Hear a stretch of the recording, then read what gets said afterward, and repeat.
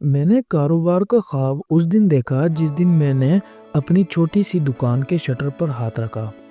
دکان صرف 10x10 کی تھی، مگر ذمہ داریاں اس سے کہیں بڑی تھیں۔ گھر کا پریشر، محدود سرمایہ اور مارکیٹ کی بے رحم مقابلے بازیاں، یہ سب میرے سامنے کھڑے تھے۔ اسی لمحے میں نے فیصلہ کیا کہ اگر ہارنا ہے تو کوشش کے بعد، اور اگر جیتنا ہے تو سیکھ کر۔ میں نے روایتی کاروبار کے بجائے وینڈنگ مشین کا انتخاب کیا۔ یہ خیال نیا نہیں تھا، مگر پاکستان میں ابھی پوری طرح پھیلا نہیں تھا۔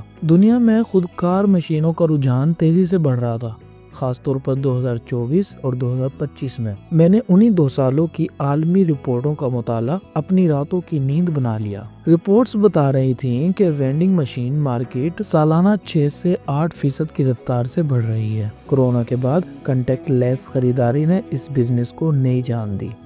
جاپان، امریکہ، چین اور یورپ میں یہ انڈسٹری اربوں ڈالر تک پہنچ چکی تھی۔ خوراک، مشروبات، ماسک، الیکٹرانکس، سب کچھ مشینوں سے فروخت ہو رہا تھا۔ میں نے سوچا اگر دنیا میں یہ ماڈل چل سکتا ہے تو پاکستان میں کیوں نہیں؟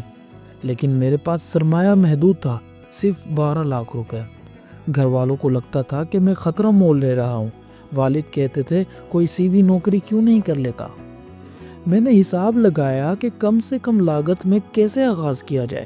ایک استعمال شدہ سنیکس اور ڈرنکس وینڈنگ مشین تقریباً 6 سے 7 لاکھ میں مل سکتی تھی۔ باقی رقم میں دکان کا کرایہ، ابتدائی سٹاک اور بجلی کا انتظام ممکن تھا۔ میں نے فیصلہ کیا کہ ایک ہی مشین سے آغاز ہوگا، سیکھتے ہوئے آگے بڑھوں گا۔ وینڈنگ مشینری کے لیے میں نے شہر معلومات اکٹھے کی۔ کراچی میں سائٹ ایریا اور صدر کے تاجر مشینیں فراہم کر رہے تھے۔ لاہور میں ہار روڈ اور شاہ عالم مارکیٹ میں اسمبلڈ مشینیں دستیاب تھیں۔ فیصل آباد اور سیالکوٹ میں لوکل فیبریکیٹرز حسب ضرورت مشین بنا دیتے ہیں۔ پہلا ہفتہ صرف تحقیق میں گزرا۔ میں نے ہسپتالوں، یونیورسٹیوں اور آفس بلڈنگز کا سروے کیا۔ جہاں رش ہو وہاں مشین چلتی ہے، یہ پہلا سبق تھا۔ میں نے اپنی دکان کے سامنے ایک چھوٹا فٹ پاتھ بھی نوٹ کیا جہاں طلب موجود تھی۔ دوسرے ہفتے میں نے مشین فائنل کی۔ لاہور سے ایک سیکنڈ ہینڈ وینڈنگ مشین خریدی۔ مشین میں کولڈ ڈرنکس، چپس، بسکٹ اور پانی رکھا جا سکتا تھا۔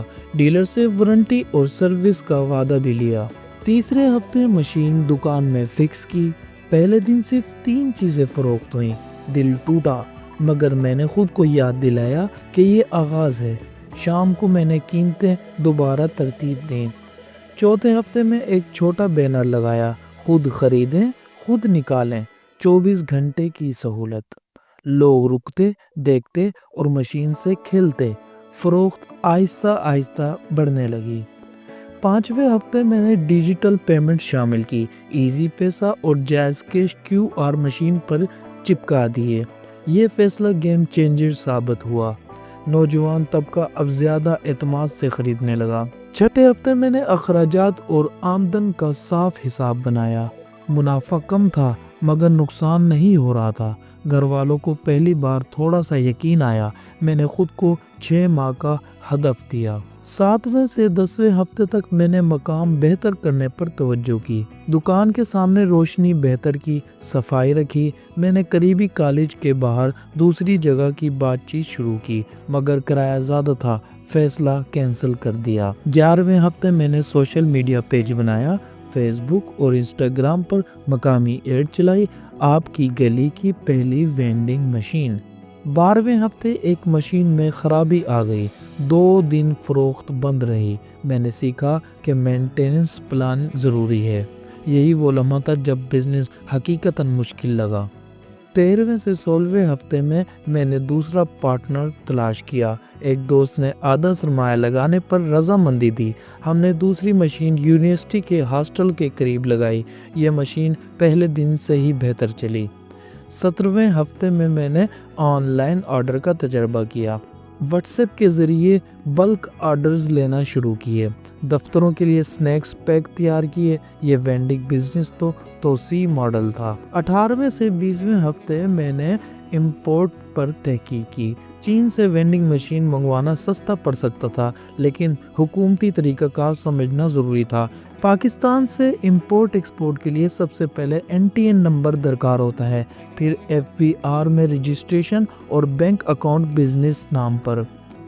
WEBOC سسٹم میں اندراج کے بعد امپورٹ لائسنس لیا جاتا ہے۔ یہ سب مرحلے مشکل نہیں، بس درست رہنمائی چاہتے ہیں۔ چین سے مشین منگوانے کے لیے HS کوڈ معلوم کیا، LC یا TT کے ذریعے ادائیگی کی، کسٹم کلیئرنس کے لیے کلیئرنگ ایجنٹ رکھا۔ کراچی پورٹ سے مشین لاہور پہنچی تو خواب حقیقت لگا۔